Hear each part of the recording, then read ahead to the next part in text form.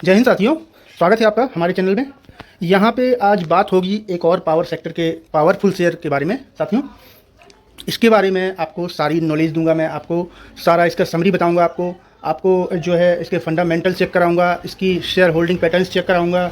Means इसका सारा जो खाका है मैं आपको थोड़ी सी देर में सारा बयान दे दूंगा, जिससे कि आपको आइडिया लग जाए कि ये शेयर आपको खरीदने लायक है इस समय या फिर नहीं है। अच्छा साथियों, एक और चीज़ मैं आपको बताता हूँ। कोई भी पावर सेक्टर का शेयर हो, कोई भी हो, पावर सेक्टर का शेयर जो है, आप एक बार समझिए, पावर की जो मांग है, बिजली की, विद्युत की जो मांग है, वो हमेशा बढ़ने ही वाली है।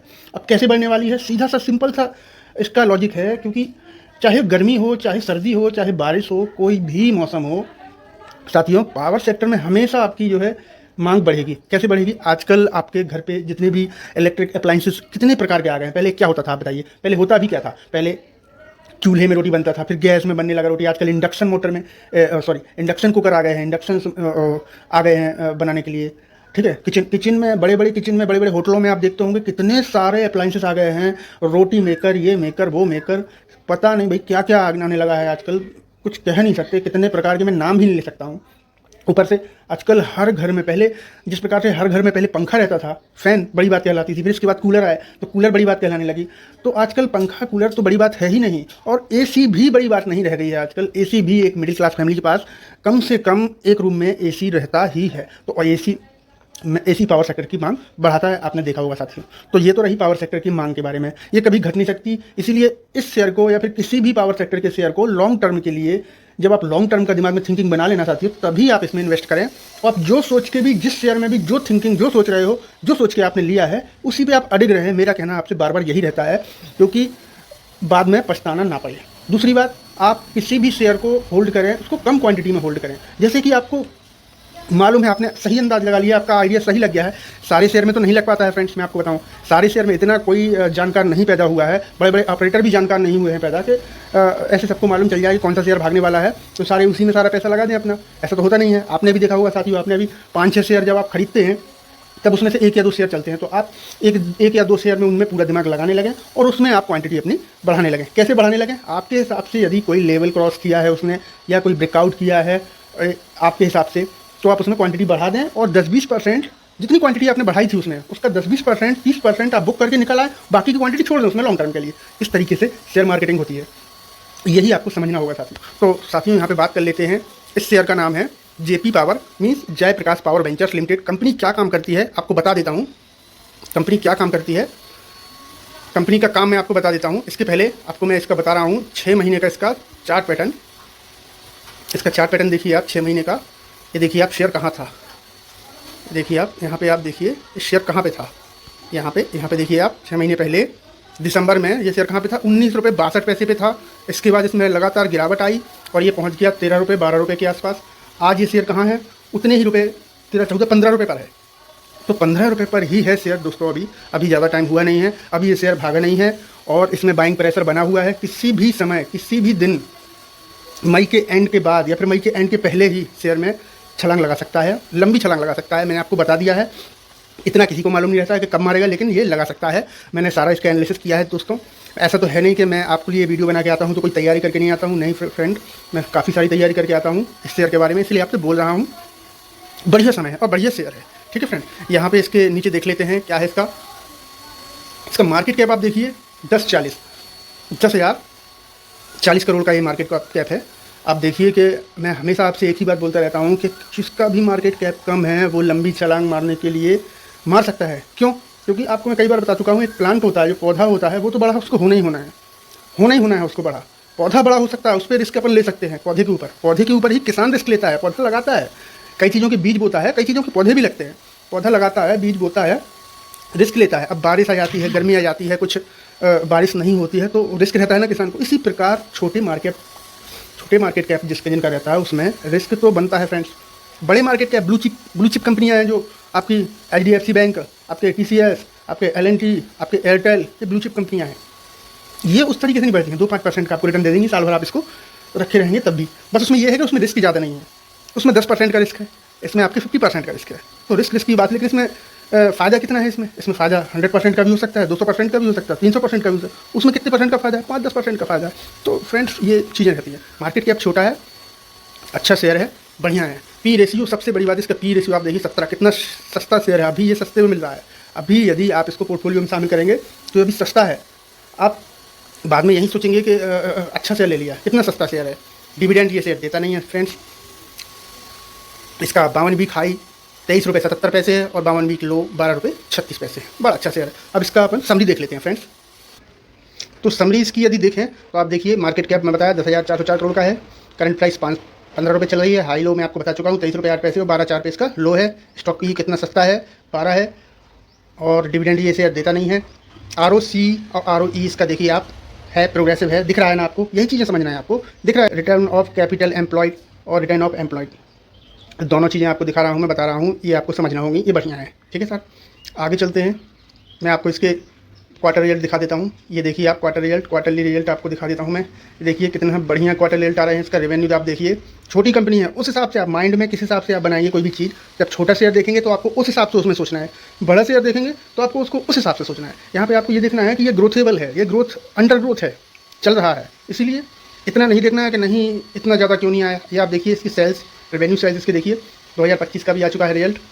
ये बढ़िया तरीके से इस बार आया है इसका 1341, पिछली बार को बीट किया है और पिछली की पिछली बार को भी बीट किया है, ठीक है फ्रेंड्स। आगे इसका एक्सपेंस देखते हैं। एक्सपेंस ठीक है। ऑपरेटिंग प्रॉफिट इसका नज़रअंदाज मत कीजिएगा, बहुत बढ़िया है, 388 करोड़ का है। पिछली बार के दोनों को बीट किया है, ठीक है। डेप्रिसिएशन मीन्स होता है, मीन्स कोई भी इनकी जो एसेट्स हैं, इनकी जो मशीनें हैं वो पुरानी हो रही हैं, ठीक है, तो उनकी कीमत घट रही है या बढ़ रही है। तो आप यहाँ पे देखिए ये सब चीज़ फ्लैट चल रही है, 117, 116, 116, 117, 116, 120, 100, ये फ्लैट। तो डेप्रिसिएशन बहुत अच्छा है इसका, ठीक है। डेप्रिसिएशन बहुत अच्छा है दोस्तों।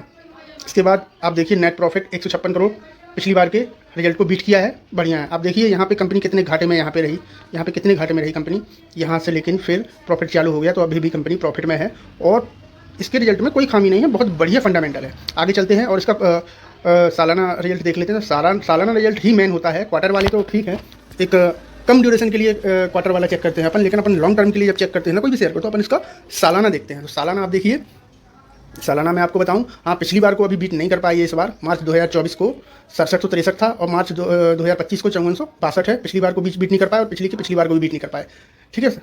लेकिन फिर भी रेवेन्यू आ रहा है, लगभग फ्लैट आ रहा है ना, बढ़िया चल रहा है। ऑपरेटिंग प्रॉफिट इसका देखिए आप, ऑपरेटिंग प्रॉफिट थोड़ा सा नहीं, बहुत सही आया है, क्योंकि पिछली बार का 2236 है और इस बार का 1855 है। तो इसमें मैं आपको बता रहा हूँ, इसमें कुछ अदर इनकम ऐड कर गई होगी। हाँ, इसमें आप देखिए अदर इनकम जो है, पिछली बार जो थी वो -73 थी, लेकिन इस बार जो है 245 है, ये इसमें ऐड हो गई है, ठीक है फ्रेंड्स। तो आप ये भी देख लिया करें, कभी भी किसी भी शेयर का आप एनालिसिस कर रहे हैं तो अदर इनकम से तो नहीं कहीं कुछ ऐड हो गया है शेयर में, ठीक है फ्रेंड, ये देखना बहुत जरूरी है। बाकी नेट प्रॉफिट आप देख लीजिए, यहाँ पे 814 आया है, पिछली बार 1000 था, तो ये और पिछली बार 55 था, फिर 107। तो आप ये देख लीजिए लगभग फ्लैट है और बढ़िया है, ठीक है। इसके फंडामेंटल में फ्रेंड्स कोई कमी नहीं है। आगे चलते हैं और आपको इसका शेयर होल्डिंग पैटर्न दिखाते हैं, जो कि मैन है और अपन उसमें जा सकते हैं, शेयर को खरीद सकते हैं या नहीं खरीद सकते हैं। वो मेन चीज़ मैं इसी चीज़ से देखता हूँ, शेयर होल्डिंग पैटर्न से। क्योंकि अगर FII इसमें इंटरेस्टेड है, बड़ा प्लेयर इसमें इंटरेस्टेड है, तो हम भी इंटरेस्टेड रहेंगे। वो इंटरेस्टेड नहीं है तो हम नहीं रहेंगे, ठीक है फ्रेंड्स। तो वही चीज़ दिमाग में रख के, वही आइडिया दिमाग में रख के शेयर होल्डिंग पैटर्न मैं आपको समझाता हूँ। यहाँ पे शेयर होल्डिंग पैटर्न आ गया है JP पावर वेंचर्स का। तो यहाँ पे आप देख सकते हैं, ये देखिए प्रमोटर कंटिन्यू 2023 से 2025 तक 24% का स्टेक लिए हुए हैं। मीन्स प्रमोटर को पता है कि हमारा शेयर ऊपर जाएगा, इससे ज़्यादा हम कम नहीं करेंगे स्टेक, ठीक है। FII देखिए आप, FII पढ़ते जा रहे हैं, 626 से 631 हो गए इस बार, ठीक है। DII देखिए 1749 से 1762 हुए हैं। मतलब आप समझ रहे हैं ना, दिसंबर 2024 से मार्च 2025 के बीच में इतनी होल्डिंग ने बढ़ाई है, ठीक है फ्रेंड्स। सबसे बड़ी बात ये चेक करना है कि पब्लिक के हाथ से माल खींच रहा है कोई, हाँ खींच रहा है। यहाँ पे देखिए साफ साफ दिख रहा है, 52-27% था, 52-17, कितना भी खींचा तो है। बस इस चीज़ पे आपको अड़े रहना है कि यदि खींचा है, यदि बड़े प्लेयर ने माल खींचा है, पब्लिक से छीना है, तो वो प्राइस को ऊपर ज़रूर ले जाएगा, ठीक है फ्रेंड।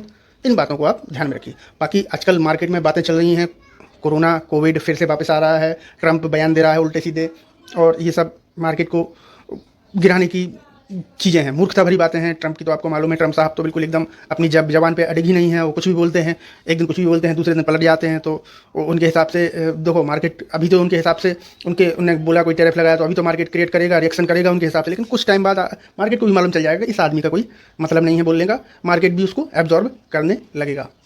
ठीक है फ्रेंड्स। बाकी जो कोविड की न्यूज़ आ रही है कि कोविड आ गया है, भारत में भी आ गया है, कहीं दिल्ली में आ गया है, बॉम्बे में आ गया है, महाराष्ट्र में आ गया, ठीक है आ गया है, कोई बात नहीं है। अभी इन चीज़ों से डरने की कोई बात नहीं है। सबसे बड़ी बात फ्रेंड ये है कि आपने कोई भी स्टॉक खरीदा, अपने पोर्टफोलियो में डाला और आपने वीडियो सर्च करना चालू किया अपने स्टॉक से संबंधित, और फिर वहाँ किसी बड़े यूट्यूबर ने बोल दिया कि मार्केट में खतरा है, ये है वो है, भड़ाक से उसको बेच दिया, सेल कर दिया। अरे फ्रेंड्स, जब सेल ही करना था तो आपने खरीदा क्यों? यही काम नहीं करना है, इन चीज़ों को समझना है आपको, यही काम नहीं करना है। नहीं तो आप खरीदो मत, आपको डर लग रहा है मत खरीदो आप, लेकिन खरीदने का टाइम तो यही है, ठीक है। जब मार्केट टॉप पे था, जब गिर रहा था, जब तो बेचा नहीं आपने। एक बात और मैं बताऊं, मार्केट गिरना होता है ना तब किसी को नहीं मालूम होता है कि गिरना है। इतना कैरियर हो गया मेरा 6-7 साल का, मैं आज तक पता नहीं कर पाया कि मार्केट अब शार्पली गिरेगा। मार्केट को जब भी मेजर फॉल करना होता है ना, किसी को नहीं मालूम होता है, ना FII को मालूम होता है, ना DII को मालूम होता है, ना कोई यूट्यूबर को मालूम होता है, किसी को मालूम नहीं होता है कि गिरना है। ये थोड़ा मोड़ा जो करेक्शन आता है इसको गिरना नहीं बोलते, इसको बोलते हैं चांस। मार्केट सपोर्ट लेके फिर ऊपर जाएगा, फिर थोड़ा गिरेगा, करेक्ट होगा, प्रॉफिट बुकिंग होगी, फिर ऊपर जाएगा, फिर थोड़ा करेक्ट होगा, फिर ऊपर जाएगा। ठीक है फ्रेंड्स, तो ये ट्रम्प की बयानबाजी पे और ये कोविड की खबरों से मार्केट थोड़ा मोड़ा करेक्ट हो सकता है, मैं ये नहीं कह रहा हूँ, लेकिन अब उतना करेक्ट नहीं हो सकता क्योंकि मार्केट में बाइंग प्रेशर बना हुआ है, मार्केट को ऊपर जाना है। इसलिए थोड़ा सा आपको पेशेंस रखना पड़ेगा, थोड़ा सा आपको गंभीर होना पड़ेगा इस विषय में। ठीक है फ्रेंड्स, बाकी फ्रेंड्स कोई गलती हुई तो मुझे क्षमा करें। बाकी आप लोगों के लिए मैं वीडियो बनाता हूँ और ईमानदारी से बनाता हूँ, इसमें मैं कोई भी चीज़ आपको गलत नहीं सिखाता हूँ, मैं केवल सिखाता हूँ, आपसे ये नहीं कहता हूँ कि आप ये खरीद लो, आप ये वो बेच दो। क्यों, मैं क्यों कहूँगा? पैसा तो मेरा है नहीं, पैसा आपका है, आप अपने पैसे का कैसे उपयोग करेंगे आप जानते हैं। ठीक है फ्रेंड्स, तो मैं यहाँ पे कोई खरीदने बेचने की जानकारी नहीं देता हूँ, ना सलाह देता हूँ। फ़ायदा आपका होगा, घाटा आपका होगा, जिम्मेदारी आपकी होगी, इसमें मेरा कुछ नहीं है। मैं सिर्फ एजुकेशन पर्पज़ ही आपको समझाता रहता हूँ बस, और समझाता रहूँगा, और इसी तरह के अच्छे अच्छे स्टॉक आपके लिए लाता रहूँगा। ठीक है फ्रेंड, जय हिंद।